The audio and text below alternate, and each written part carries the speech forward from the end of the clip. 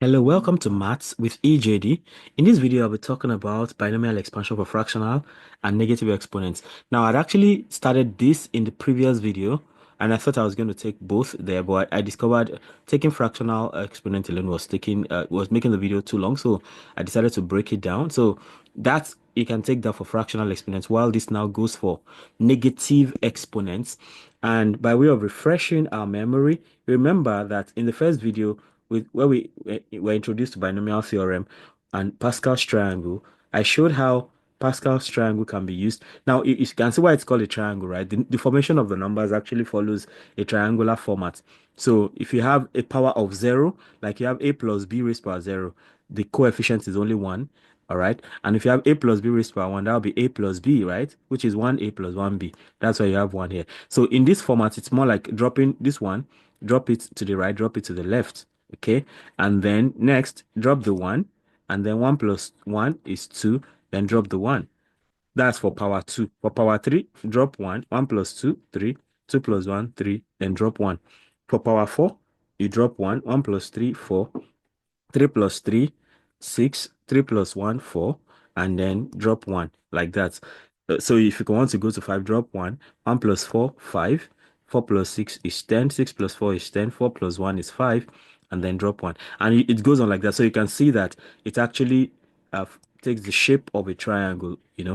This whole thing is like a triangle, and that is why we call it Pascal's triangle. And it provides coefficients for your expansion. But you see, the deal with this is that the limitations of Pascal's triangle is that what if you have a plus b raised to power 50? So are you going to continue drawing this triangle endlessly? That's where the challenge comes for Pascal's triangle. So uh that's one limitation. For big powers, that's difficult. And then after the Pascal's triangle, in the second video, uh, I introduced the concept of binomial formula. So we talked about the binomial formula, and for the binomial formula, we had a formula for expansion, like you have a plus b raised power n, and that's a summation from k equals 0 to n, then n combination k, then a raised to power n minus k, b raised to power k. So with this formula now, of course, this part is combination, that's n combination k. So with this formula, so this takes care of the problem of large values. For instance, if you have power 50, so you can keep expanding without needing to get the binomial expansion, because this part will give you the coefficients that Pascal's triangle would have given you. So if you have large numbers, then you could have used this without worrying about Pascal's triangle. But then if you look at both Pascal's triangle and binomial formula, this cannot handle negative or fractional coefficients just the way they are. And that is what leads us to, you know, uh, infinite series. Using infinite series for, so we can now have so that takes us to the general formula for infinite series. So instead of having just what we have there, we have an infinite series where we can actually deal with a plus b raised to power n that is either negative or fractional. So in the previous video, I had dealt with fraction. So here, let's talk about negative power. But then let's remind ourselves of the general formula again, which is that a plus b raised to power n is the same thing as a raised to power n. A carries the highest power, and b starts from 0, and then this divided by 0 factorial, plus the next term now will be n comes down, then a raised to power n minus 1, then b raised to power 1, okay, and then that divided by 1 factorial, then plus n multiplied by n minus 1, that's this power now, into a raised to power n minus 2, b raised to power 2, all over 2 factorial, then plus n into n minus 1, n minus 2, then a raised to power n minus 3, b raised to power 3, all over 3 factorial. Then we can continue and say, next we have plus n into n minus 1 into n minus 2 into n minus 3, then a raised to power n minus 4, b raised to power 4 over 4 factorial. In fact, I can stretch it further. uh this is 4 factorial. I can stretch it further, and then I have, yeah, then I have n into n minus 1, n minus 2, n minus 3, then n minus 4. This n minus 4 up here now. Then we have a raised power n minus 5, b raised power 5, all over 5 factorial. So that's the general formula for infinite series. So in this case, whether the power is positive or negative or fraction, we are good to go. So let's take an example, focusing on negative power, just like what we did for fraction. So here, okay, I'd call that example 1, right? So let me just call this example because it's going to be only one. So the question is to expand 1 plus x raised to power minus, say, raised to power minus 1. Yeah, let me just say minus 1, and use it to estimate 1 over 1.1. Okay, that's what we want to do here. So again, we have the solution. Now, you have 1 plus x raised to power minus 1. Okay, I mean, if we, generally speaking, right? So let's remind ourselves of the formula. Okay, I mean, we have the formula there, so let's just go ahead. Yeah, 1 plus x raised to power minus 1, and that is equal to 1 raised to power minus 1. Okay, then x raised to power 0 all over 0 factorial. That's the first thing. Next, you have minus 1 out here. 1 raised to power minus 1 minus 1, that's minus 2. X raised to power 1 all over 1 factorial. As usual, when you add the powers, it should always add up to the highest power here, minus 1. So minus 1 plus 0 is minus 1, minus 2 plus 1 is minus 1. So we can go for the third term, which is minus 1, minus 2, all right? Then 1 raised to power minus 3, x raised to power 2 over 3 factorial. So let me stop on the fourth term this time. So we now have plus minus 1, minus 2, minus 3, 1 raised to power minus 4, x raised to power 3. That's x raised to power 3. So this is x raised to power 3 all over 3 factorial, and the terms continue that way. All right, so let's tidy things up a bit. So I have 1 plus x, 1 plus x, 1 plus x raised to power minus 1. So already anything raised to power 1, all this one, anything raised to power 1 is 1. So don't allow that to confuse you at all. So you have 1 raised to power minus 1 is 1. X raised to power 0 is also 1. 0 factorial is also 1. Okay, 0 factorial is 1. 1 factorial is 1 too. Then plus minus 1 into 1. X raised to power 1 is x. All over 1 factorial is 1. Then plus next one, you have minus 1, minus 2. 1 raised to power minus 3 is 1. Then you have x squared.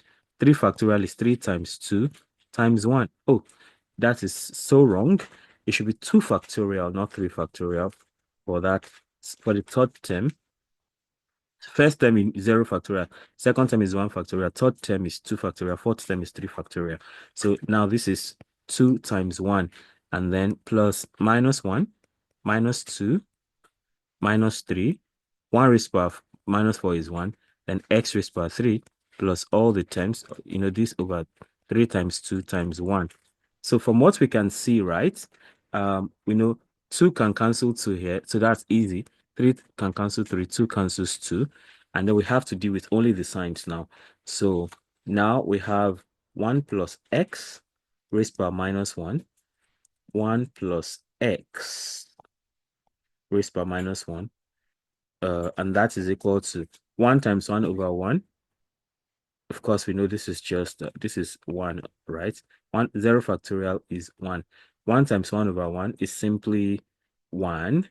Then here, minus 1 times x, that's simply minus x. Then here, minus times minus is plus. So then, I mean, everything is x squared there. Then minus and minus times minus, that's minus. Minus and minus is plus, because this is actually minus 1, right? So this is minus 1. So minus 1 times minus, okay, 3 and 2 have cancelled those. So minus times minus is plus, plus times minus is minus. Then we have x cubed. We have x cubed like this x cubed. And then we have all the other terms like that. So we have done the expansion. So this is what is required of us to do. So already we can even see the pattern. The pattern is such that it's like a geometric sequence with a common ratio of minus x. Yeah, common ratio of minus x. So we can even find the sum to infinity. But let's do the second part of the question. We want to estimate 1 over 1 plus 1. Okay. So let's go this way to estimate 1 over 1.1. Okay. That means that we have we know 1 over 1.1 is the same thing as 1.1 raised by minus 1. Okay. So you can see it looks like 1 plus h raised by minus 1. So we can actually compare. So if we compare 1 plus x raised by minus 1 to 1.1 raised by minus 1. So they have the same power. So the things in the bracket must be the same. So 1 plus x is equal to 1.1. So that means that x is equal to 1.1 minus 1. So x is equal to 0.1. So this is what we need. So that means that 1 over 1.1, 1 over 1.1, which is equal to, if we compare it to 1 plus x now, so that's like 1 plus 0.1 raised by minus 1. And that is equal to, so look at the terms now. So we have 1 minus, the next thing is x. So now x is 0.1. Then the next is x plus x squared. So that is plus 0.1 squared. The next is minus x cubed. So we have minus 0.1 raised by 3. And all of that continues like that. So that tells us that 1.1, 1 over 1.1 will be equal to, it's approximately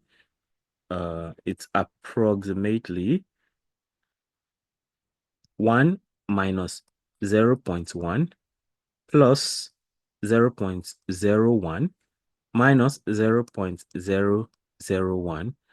That's the approximation. And we can easily do this and get the result. Okay, so here we go for the results, and that is 1. We have 1 minus 0.1 plus 0.01 minus 0.001. So 1 minus 0.1 plus 0.01 minus 0.001. And that gives us that tells us that 1 over 1.1 is approximately 0.909 to 3 decimal places. Now, so that's what we get from here, right? So let's check by punching calculator. So this is 1.1 raised to the power of minus 1. So I mean that tells us that 1 over 1.1 is 0.9090. I mean, it just goes, so it's a recurring decimal, which repeats after 90. Okay. So that means what we have is cool. I mean, it's fine what we have up there. So not a bad idea at all. So the estimation is in order. Okay. So now, just like I said the other time, the expansion actually looks like a geometric sequence, right? That has a common ratio of minus x. So let's look at that again. Let's talk about sum to infinity. Okay, sum to infinity. I mean, this is not. I mean, I think it's checking out, right? So we already have 1 plus x raised by minus 1. And what is that now? That is 1 minus x, 1 minus x plus x squared minus x cubed plus all that. So it means the next one is going to be minus plus x raised by 4 minus x raised by 5 and things like that. So here you see that the first term is 1 and the common ratio is like minus x over 1, which is minus x, and it's the same as x squared over minus x. All of that is short is minus x. So if you're looking for the sum to infinity now, if you're interested in that, sum to infinity is equal to first term over 1 minus common ratio.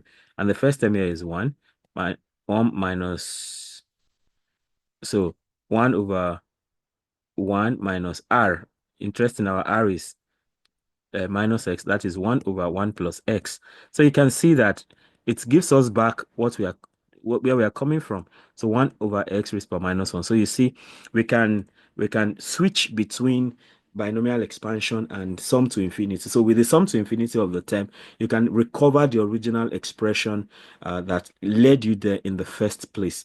And that's one beauty of this one. So thank you so much for listening. If you have not subscribed to this channel, you surely want to do that. And you also want to click on the notification bell so you can always get alerted each time a new video is released.